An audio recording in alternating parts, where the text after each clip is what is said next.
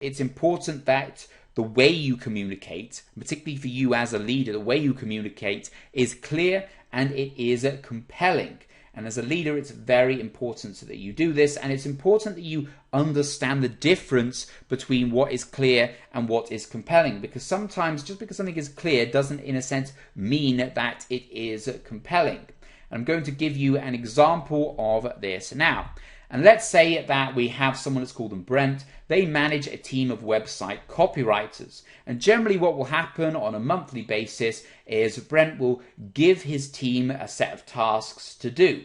And he's very clear in what he says. You need to do this, you need to do that, etc. But he doesn't necessarily make it compelling because he's the manager. They know what they have to do. They know that they have to do the task that the manager has set. So it doesn't need to be compelling in this instance. They just need to know what they are doing, make it clear, and they'll get on with it. But if he actually needs them to do something else, he needs them to do something new, needs them to go the extra mile, then he will need to convince them that they need to do it. For example, let's say that Brent, not only does he want to give tasks with regards to writing copy for this website, but he also wants them to try and sign up new clients. He wants them to do what they can to sign up new clients while they are writing copy. Now, if he doesn't make this compelling, they wouldn't do it. If they don't see the benefits of signing up new clients, etc., or Brent doesn't have the confidence to communicate this effectively, or they don't have confidence in themselves and Brent doesn't do anything to install this confidence, they're not going to do it. So what Brent needs to do here is sell the idea to them, convince them not only why they should do it, but that they can do it. So this is an example of when you need to be both clear and compelling. If it's just run-of-the-mill day-to-day tasks that people have done time and time again, you don't necessarily need that buy-in. So as long as you are clear, it's sufficient. But if you want to get them to do something else, if you want them to improve, you want them to move on and do a different task that they may not see the value in, it's important that you are compelling as well in order to get that staff buy-in. So how would we go about communicating clearly, and also how would we use compelling communication? That's what we're going to look at in this next section. Now, clear communication is all about making sure what you have said is easily understood. If you want to ask someone to do something, they read your message or they listen to you if you communicate it verbally, and they know exactly what they need to do based on that. It's not left open-ended, it's not vague. They don't need to come back to you and say, well, actually, what did you mean by this, etc. You just want them to be able to understand your message once you have communicated it. So how would you go about making sure your communication is clear? This is very important. As a leader, as a manager, you want to be able to give instructions and know that these instructions will be understood and that they'll just be carried out. You don't want to worry about whether people have actually understood what you are saying. So there are a few key ways in which you can do this. One of the first ways is to use precise language. If you use very vague, generalized, cliched language, it's very easy to misinterpret this. So what you want to do is be very, very specific. So for example, if you want to tell your team that they need to improve productivity, you need to say exactly how much it needs to improve by, give them an actual statistic, perhaps, increase of 10%. You need to tell them exactly how they can improve productivity as well. You can save some time by doing this, save some time by doing that. And therefore you are being very, very clear. They know exactly what is expected of them. They know exactly what they need to be doing. Also, make sure that you plan your approach as well. Again, thinking about someone like Steve Jobs and thinking about his various different presentations, he didn't just go out on stage and say something and then walk off again. He would have spent lots of time practicing, rehearsing what he was going to say, understanding exactly what he wanted people to take away from that, and understand exactly how he was going to communicate that, and also practice how he was going to come across as well to make sure he had that casual, light-hearted approach, but also at the same time being very specific in what he wanted to get across. Also, make sure you know your audience. And the easiest way to make sure your message is understood is to use a simple language. And that's good for most people, although it may be not the right approach for experts. If you are using very, very simple, very easy language when you're speaking to a room full of experts, if you're spending loads of time going over the really easy, straightforward points, they may feel patronized, they might feel bored because it's not speaking to them, they already know all this, so they switch off. So it's important that you know the actual audience that you are communicating to as well. And so what you need to do, what this means for you as a leader, as a manager, is you need to assess the skill and the experience of your audience.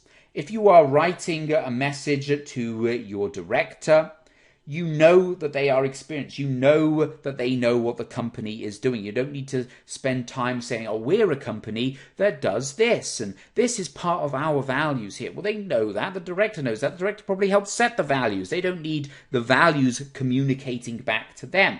Whereas if you are communicating to a junior staff member who perhaps doesn't know any of these things, then they're going to feel lost. They're not going to understand exactly what it is that is expected of them.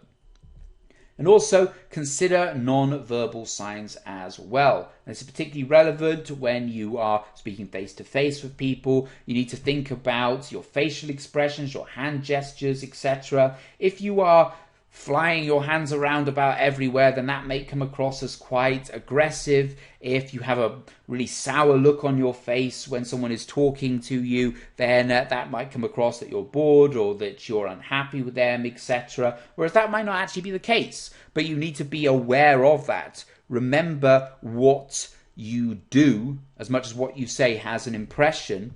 And so if you've got the wrong body language, it's going to put the message across in the wrong way. If you've got very stern body language, arms folded, scowl on your face, etc., then people might be put off by you, when actually you want to be clear with them, you want them to understand what you're saying, you want them to understand that you're just trying to communicate something, and you don't want your body language to be a hindrance in this sense.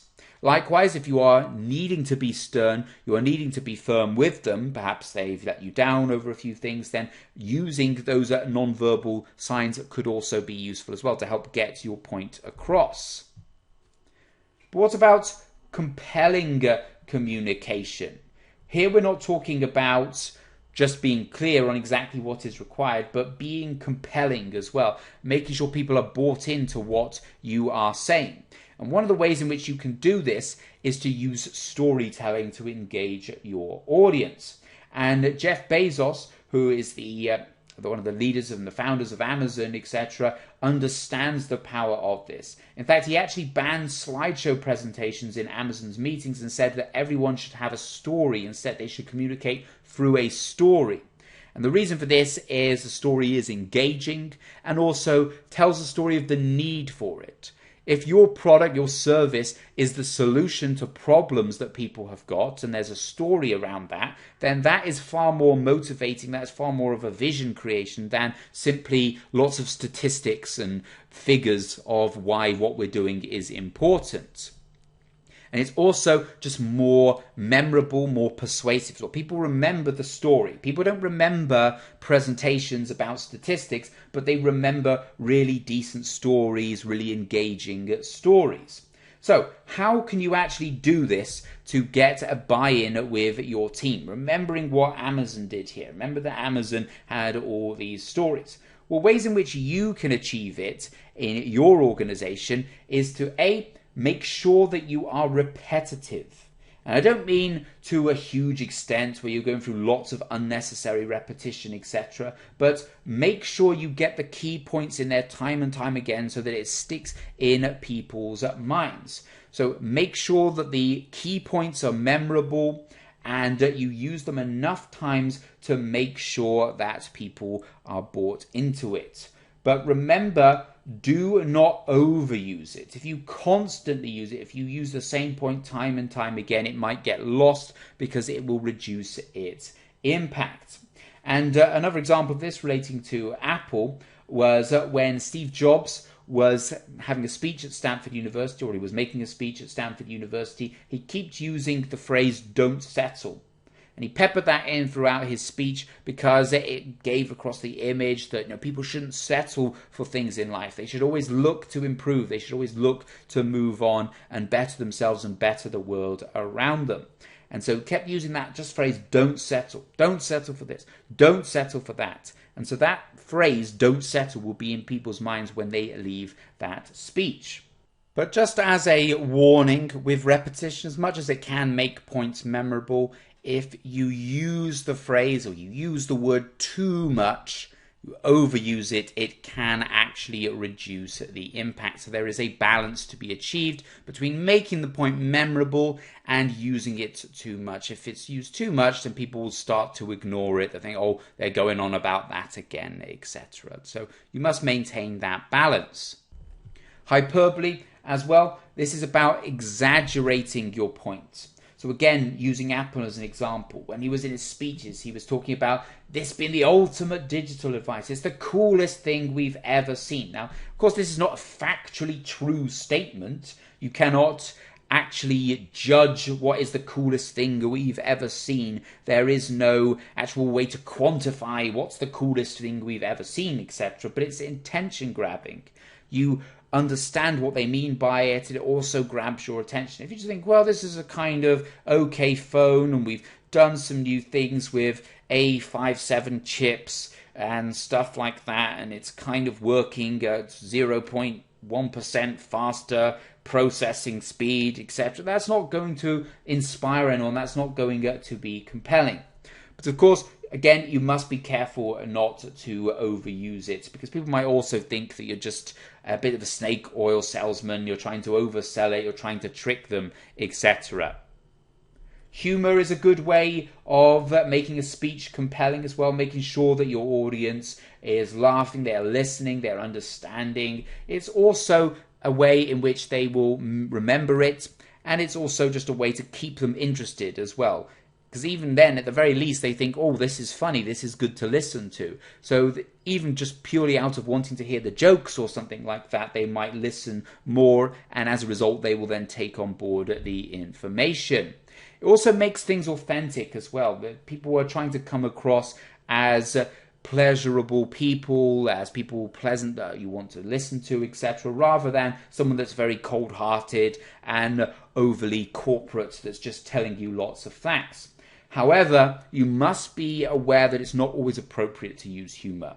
If there are very serious things that need to be discussed, such as you're going to announce a series of necessary layoffs, etc., or that someone has died or something like that, then you can't always just be cracking jokes and being humorous about it, because it will not be appropriate.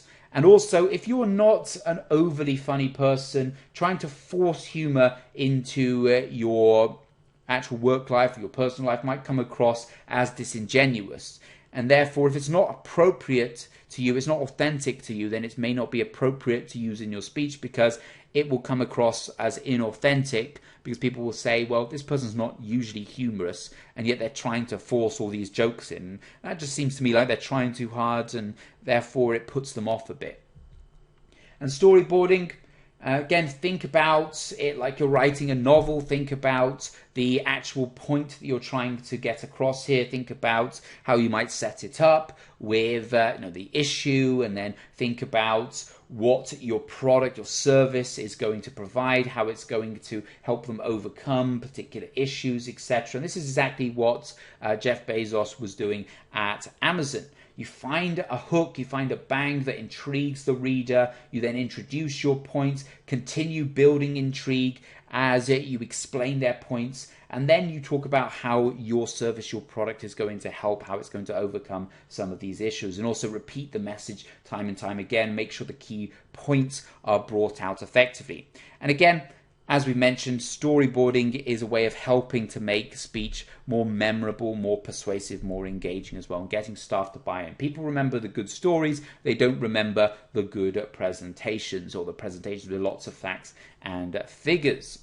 So those should be a couple of ways of making sure that your communication is clear, making sure everyone is always aware of what is expected of them, what they are doing, but also think about how you're going to make your stories compelling as well. You're going to make your communication compelling. You're going to get that buy-in. You're going to stop the listener or the reader, whatever communication channel you're using, from being bored.